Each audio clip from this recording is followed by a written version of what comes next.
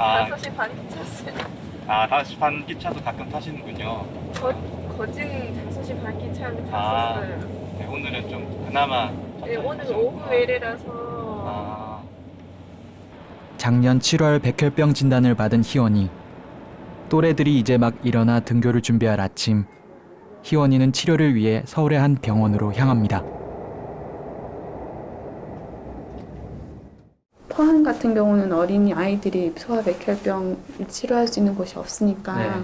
수혈도 힘들다고 들었어요. 근데 할 수 있는 병원이 많지 않다고 네. 들었거든요. 다른 아이들은 입원해서 이제 항암하는 아이들도 있는데 희원이 같은 경우에는 입원은 안 하고 네. 이제 또 다행히 10일 간격으로 네.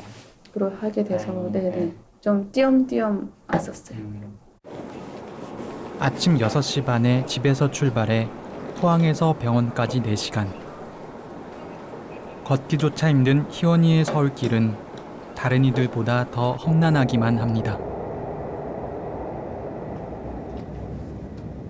사실 치료하러 가는데 네. 치료하러 갈 때가 더 힘든 것 같아요. 지방이다 보니까 피검사 하나만으로 다시 서울에서 내려가는 거 체력적으로나 애가 너무 힘들어하니까 피검사만이라도 지방에서 받고 싶은데 11월 24일 날 한 그 심장 초음파를 한 적이 있어요. 네. 제가 11월 달 스케줄을 10월 말에 받았나?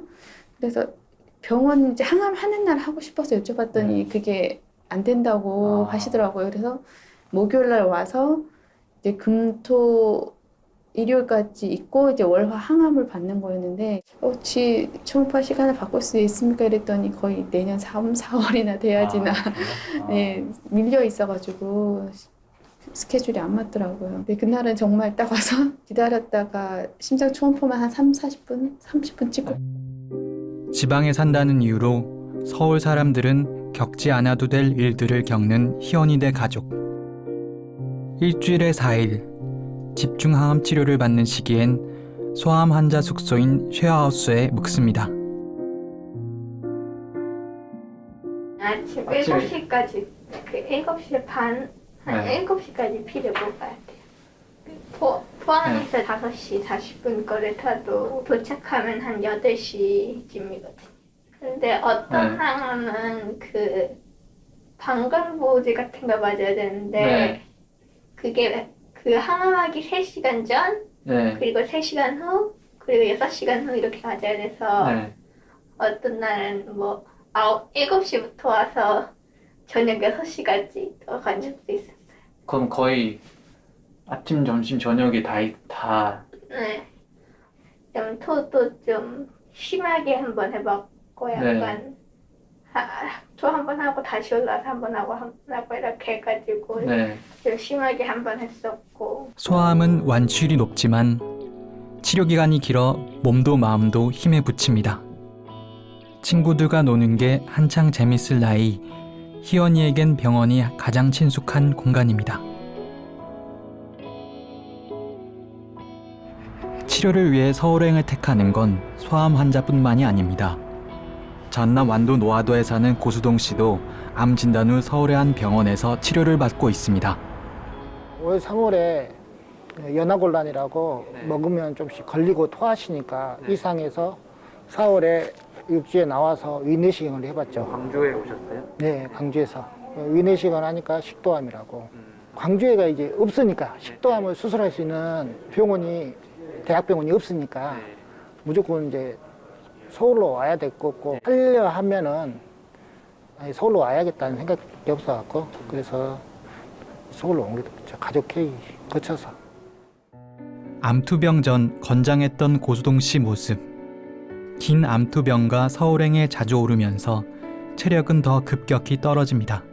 배를 타야 돼요. 배 타고? 차를 배 실어요. 그 배를 타고 나와야 돼요. 40분 타야 돼요. 그 땅끝에서 내려서 땅끝에서 광주로 광주로 와서 광주에서 이제 기차를 타고 자거나 하룻밤 자거나 기차 타고 처음에는 승용차로 거기서부터 서울까지 와봤는데 너무 힘들더라고요. 4-5시간 걸리죠?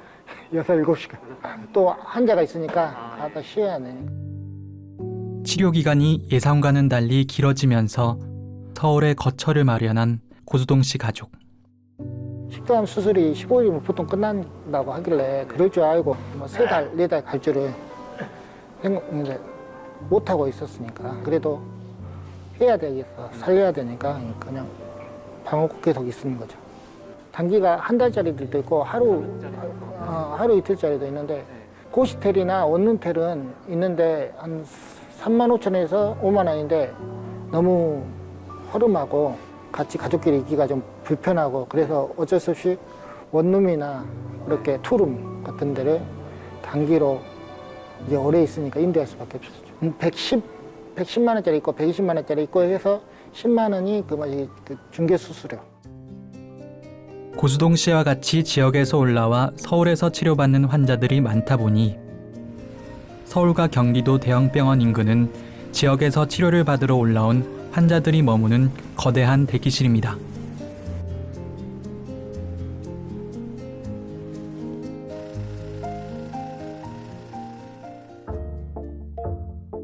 환자방으로 통칭되는 환자와 보호자 숙소들은 서울 빅5와 경기도 국립암센터를 중심으로 형성됐습니다. 방사선 치료하고요, 항암 치료, 그리고 양성자 치료 이렇게요. 제가 알고 있는 10년 전부터요. 그때부터 생긴 걸로서 알고 있어요. 20여 년 전부터 눈에 띄게 늘어 현재는 곳곳에서 환자방이란 간판을 손쉽게 찾아볼 수 있습니다. 원룸과 고시텔이라도 묵을 곳이 있다면 그나마 다행인 걸까? 그렇지 못한 이들은 병원에서 선잠을 자거나 지역에서 새벽에 출발하는 고단한 일정을 반복해야 합니다. 대형 병원이 통상 중환자, 수술환자, 응급환자에게 병실을 내주지만 이마저도 장기간 치료가 필요한 암 환자들에겐 병원 입원은 어렵습니다.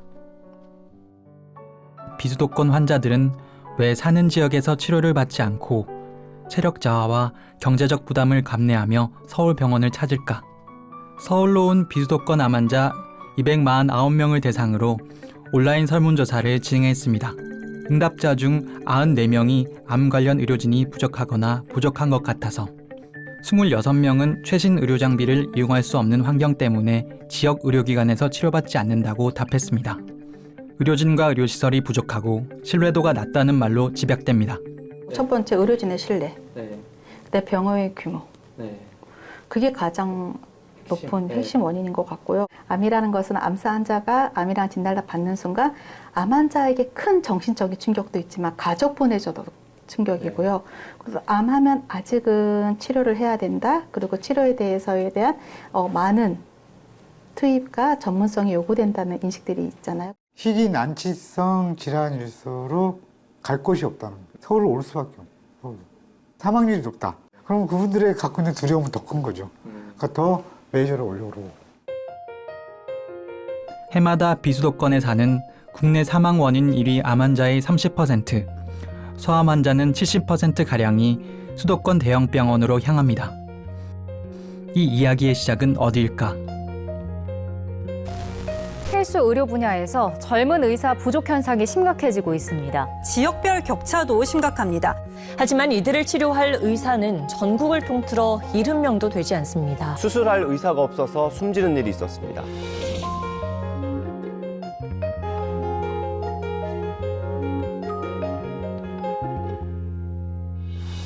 체력이 약한 환자가 4-5시간씩 걸려 수백 킬로미터를 통원하거나 아예 병원 옆에 거처를 얻어 서울살이를 시작하는 데엔 서울 밖엔 선택지가 없기 때문입니다. 지난해 기준 방사선 종양학과 전문의는 서울 123명, 경기도 61명인 반면 그 외 지역은 10명 이내가 다수였습니다. 심장혈관 흉부외과 전문의의 경우 전체 198명 중 서울 38명, 경기도 42명에 견져 그 외에는 10명 미만입니다. 지역 암 환자들이 서울 암 환자보다 더 무거운 투병 부담을 떠안아야 하는 지역 의료 격차의 현 주소입니다. 구멍이 여기저기 다 나고 있습니다. 그 창원에서 지금 제일 크다고 하는 삼성 창원병원이라든지 창원 경상대병원 같은 경우 있지 않습니까? 한 명이 이렇게 이제 연수를 가지 않습니까? 그러면 환자들이 볼 의료진이 없어가지고 환자들을 지역 다른 병원으로 이렇게 보내는 상황이 생기거든요. 그런 현실이 일어나고 있습니다. 요즘에 이제 서울 수도권에 있는 이제 소위 암센터들이 굉장히 대형화돼 있고 대형화되다 보니 지방에 있는 의료진들 거의 이제 싹쓸이 해가고 있고 지역 의사 부족은 지역 의료 시설이 낙후로 이어지고 이는 환자 감소로 자연스레 이어집니다. 그리고 암 환자들이 소위 빅5 병원이라고 불리는 대형 병원을 택할 수밖에 없는 이유가 여기서 하나 더 추가됩니다. 2015년부터 서울 경기 일대 병원과 울산을 오가며 긴 투병 생활을 이어가는 김춘자 씨. 암세포가 뇌로 전이된 폐암 환자로 임상시험에 참여하고 있습니다. 그게 작년 7, 8월쯤에 시작을 했어요. 시작을 해서 이제 지금까지 이제 이어나오고 있는 겁니다. 그래서 임상으로 지금 이제 하고 있고. 지방은 전무한 거예요. 그런데 보면은 다 서울 쪽이고, 이제 국립암센터, 삼성, 아산, 서울대, 세브란스. 만약에 그런 것이 지방에 있었다면 진짜 환자도 덜 힘들 거고 경제적인 것도 그럴 건데 돈도 힘들지만 몸에 에너지가 쭉쭉쭉쭉거리고 빠지죠. 5년간 총 971건 중 907건이 서울 소재 병원에서 이루어졌습니다. 전체 임상 중 93.4%가 서울병원에서 이루어진 것으로 말기암 환자의 위험을 감수한 벼랑끝 치료기에 마저 서울에 집중돼 있습니다. 이 임상 시험이 이제 소위 다국적 제약 기업들이 이제 하기 때문에 다국적 제약 기업 입장에서는 암만 봐도 그 최소의 비용 행정 인력을 통해서 빨리 결과를 얻는 것에 이제 좋아하기 때문에 사실 이제 수도권에 환자들이 많고 뭐 몇몇 병원에만 요구하면 좋은 그 결과들이 나오기 때문에 그쪽을 이제 좀 선호하는 이런 경향들이 있고요. 의료 서비스가 서울로 몰리면서 사람들에겐 서울 대형병원 선호 현상이 더 커집니다. 암 환자들이 주로 정보 공유 목적으로 이용하는 커뮤니티에선 서울 대형병원과 관련한 질문을 손쉽게 찾아볼 수 있습니다. 여기 자궁에 3cm 홍이 있다고 그래요. 시술을 해놓고 일주일 만에 산부인과로 얼른 갔어요. 가서나 검사를 한 게 일주일 있다 오라고 하더라고요. 그더니 암이라고 하더라고요. 아들이 가자고 하더라고. 자궁암센터 그 교수님이 명의라고 하더라고요. 그러면서 엄마 가자. 이 이제 폐라는 거는 진짜 안에 진짜 중요한 장기니까. 그래서 이제 진짜로 살고자 싶어서 모든 이게 개념이 지방보다는 서울이 그래도 낫다. 그래서 이제 올라오게 됐는데, 그래도 이제 가면은 뭐 메이저 병원이라고 서울에 온 사람들도 많아요. 명의와 메이저 병원을 찾는 데엔 가족의 권유 또한 큰 이유로 자리합니다. 서울에 사는 가족이 서울에서 치료받으려며 권유를 하게 되고 이런 과정에서 병원이 결정되곤 합니다. 자녀분들이 되게 객지에 수도권에 있거든요. 수도권에 있으면은 뭐 어쩔 수 없이 자녀분한테 암에 걸렸다는 이야기를 하면 자녀들은 당장 걱정스러운 마음에 아유 지역에 그 어떻게 치료를 해요? 당장 올라오세요라고 이야기를 하죠. 근데 자녀들도 그때는 몰라요. 이 암이라는 게 얼마나 긴 과정을 거쳐야 되는 그 투병 과정이라는 걸 알지 못하기 때문에 처음에는 뭐 한번 진료를 볼 때 온 가족들이 진료실에 다 모여가지고 걱정스럽게 이야기를 하다가 한 두 분만 오고 나면 그냥 부부 두 분만 계속 오세요. 그렇게 될 수밖에 없거든요. 문제는 장기적인 치료가 필요한 암의 특성상 결국 혼자 짐을 떠안게 되는 경우로 귀결된다는 점입니다. 다음날 치료를 위해 병원에서 쪽잠을 청하거나 아침 일찍 지역에서 기차를 타고 올라오셔야 하는 경우가 빈번하게 생깁니다. 수도권 소재 종합병원 이상급 의료기관에서 진료받은 비수도권 암 환자들은 2012년 19만 5천 명에서 2021년 29만 1천 명으로 늘었습니다. 가장 큰 원인은 이제 서울에 있는 병원, 특히 이제 우리가 흔히 빅4, 빅5라고 얘기하는 병원들과 이제 지방 병원 사이에 다는 아니겠지만 암 환자 진료에서 질적 수준의 차이가 있는 게 근본적인 원인이라고 저는 생각합니다. 두 번째는 그 어느 병원이 어떤 암을 잘 진료하는지를 정부가 정확한 정보를 공개하고 있지 않기 때문에 국민들 입장에서는 널리 퍼져 있는 이제 상식, 뭐 주변 사람의 권유, 경험 이런 걸 근거로 해서 가장 안전한 선택을 할 수밖에 없고, 그러다 보면 서울에 있는 빅4, 빅5 병원을 선택하게 되는 경향이 있는 거죠. 서울행을 택한 암 환자들은 서울과의 거리만큼 더 위험해지고 더 고통받습니다. 고수동씨를 태운 한 사설구급차가 광주에서 환자를 태우고 응급실에 도착했습니다. 동아병원에 사진 찍을게 이렇게 나왔을게. 큰 병원 그거 하던 대로 가라고. 그거 수술한 뒤 그거 엉킨 데가 주머니가 거름 차가고 있다고. 우리는 못 하겠다. 그래서 이제 응급차 대절해 갖고 왔죠.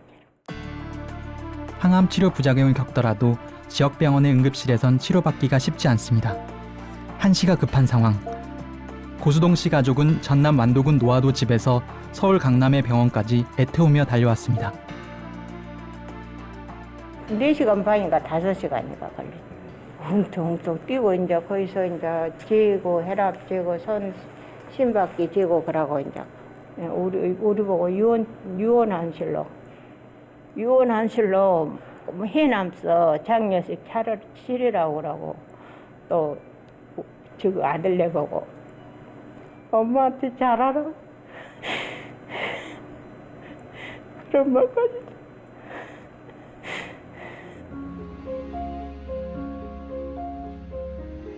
세 명 중 1명, 한국 사람이 일평생 살면서 암을 겪는 비율. 암을 치료받고 있거나 완치된 사람도 228만 명으로 23명 중 1명꼴입니다. 누구나 암 환자가 될 수 있다는 얘기며, 누구나 겪을 수 있는 의료 문제는 어디에 살든 적절히 치료받을 수 있어야 합니다. 하지만 지역에서는 이런 믿음이 깨진 지 오래. 지역 암 환자들은 오늘도 서울행 열차에 오릅니다. 경남 거창. 이곳에선 환자가 병원을 방문해 치료받는 대신 의사가 환자를 방문해 진료를 하고 있습니다. 안녕하세요. 어머니 수문접인데. 밤에 자다가도 머리가 아프고 그러세요? 많이 심하진 않은데 우리 아이들이 밤에 자다가도 머리가 아프고 그러세요? 전국 최초로 시행된 암 환자 건강 주치제. 방문 진료 수가가 낮은 한국 의료 시스템에서 암 전문의가 환자 집을 찾아 진료하는 일은 드물지만, 경남 지역 암센터와 거창 보건소 의료진이 암 환자 가정을 주기적으로 방문해 관리하는 사업을 3년 넘게 벌이고 있습니다.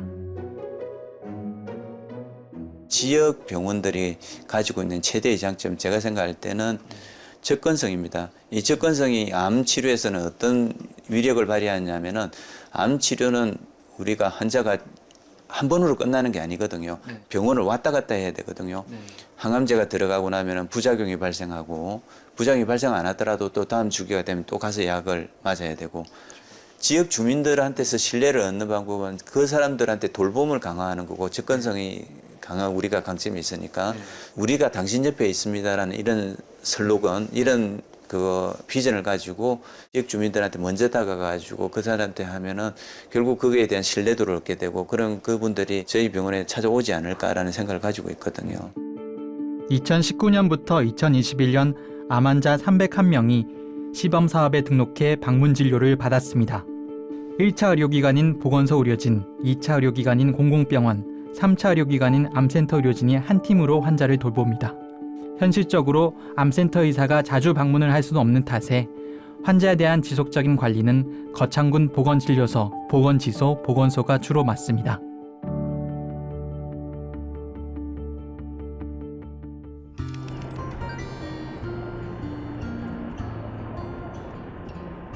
(2016년부터) 서울에서 암치료를 받다가 오랜 서울살이 끝에 집 근처 지역병원으로 돌아온 김기선 씨. 또 이리 다니고 저리 다니고 해봐도 이거는 절대 아니다 싶어서 이제 내려오게 되었고 강 교수님을 만나게 되었어요. 말씀하시는 것이 이 환자들 마음을 포근하게 만들어 주시더라고요. 지금은 너무 늦게 내려왔다면서 보건소와 지역 암센터 관리에 만족감이 크다는 김기선 씨. 그래서 제가 교수님 만나자마자 그랬거든요. 제가 어떤 길로 걸어갔으면 좋겠는가를 좀 말씀도 좀 해주시고 그러시면 안 될까요? 그러니까 그러면 우리 그렇게 한번 해봅시다. 이런 식으로 말씀을 주시대요. 제가 이어오고 이러다 보니까 아 그래 내가 내려오기 잘했구나.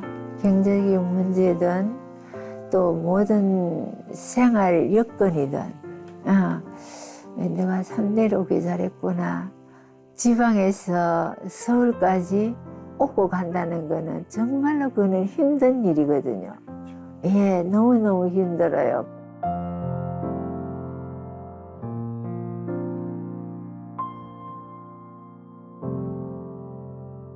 갖가지 이유가 얽히고 설킨 수도권 쏠림 현상. 실타래를 어떻게 풀어야 할까?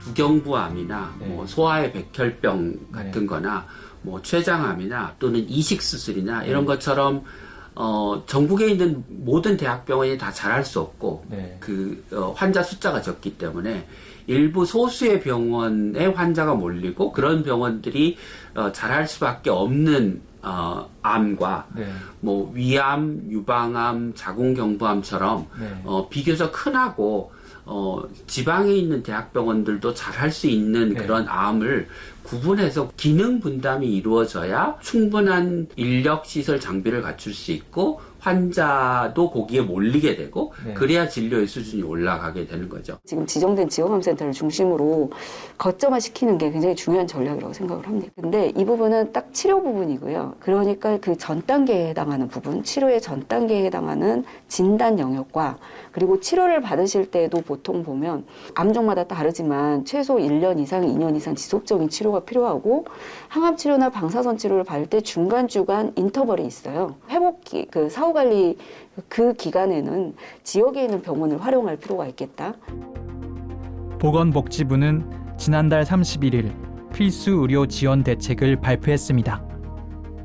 필수 의료 기반 강화는 국민의 생명과 직결된 필수 의료에 대한 접근성과 의료의 질을 제고하기 위한 정책 방향이며 지속적으로 발전시켜 나아가야 할 국정과제입니다.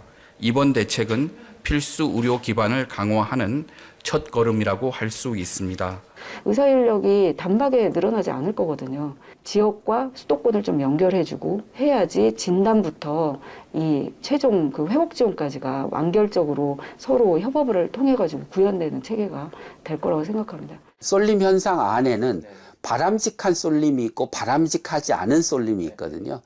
그걸 먼저 구분해내고 바람직한 쏠림에 대해서는 센터로 지정하고 국민들로 하여금 그 의료의 질이 좋은 소수의 병원으로 가도록 유도하는 게 바람직한 정책이고, 의료진이 없어서든 서울 유명병원을 선호해서든 지역 환자가 서울에서 치료받으면서 발생하는 추가 비용은 오롯이 개인의 목.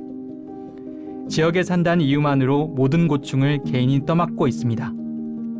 정부는 저소득층 등 일부 중증 질환자에게 의료비를 지원하는 데 그칠 뿐 취약한 지역 공공의료로 개인이 떠안게 되는 불평등 비용까지 돌보진 않습니다. 어차피 특히 중증 질환일수록 통합진료나 연계된 여러 가지 시스템이 갖춰져야 되는데 결국은 하나둘 무너지면 전체가 다 무너지게 되고, 전체가 무너지면 아까도 말한 것처럼 더더욱 지방에 갖고 있는 의료 시스템이 열악한데 다 붕괴된 거는 진짜 시간 문제 아닐까요? 얼마 남지 않는 이야기인 것 같아요. 사실 지역 대학병원이 남아있는 의료진들이 이렇게 어떻게 근근히 버텨가고 있지만은 이게 새로운 인력이 수급이 되지 않으면은 앞으로 이제 지방 소멸처럼 지역 의료가 소멸되는 형태로 갈까 걱정이 됩니다. 큰 병 걸리면 서울로 가라. 누구나 받아야 하는 의료 서비스. 누군가에겐 해당하지 않는 이야기일지 모릅니다.